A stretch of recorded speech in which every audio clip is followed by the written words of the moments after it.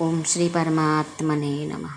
શ્રીમદ ભગવદ્ ગીતા અધ્યાય 16 દૈવાસુર સંપદ વિભાગ યોગ. આજે શ્લોક ક્રમાંક 14.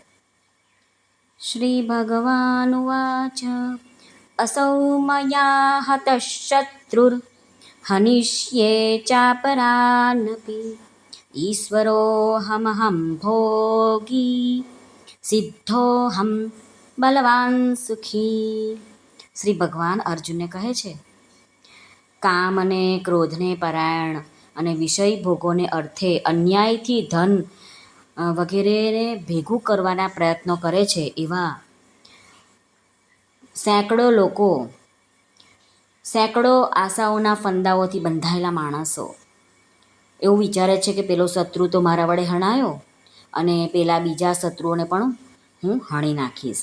હું ઈશ્વર છું, ઐશ્વર્યને ભોગવનારો છું. હું સઘળી સિદ્ધિઓથી યુક્ત છું તથા બળવાન અને સુખી છું.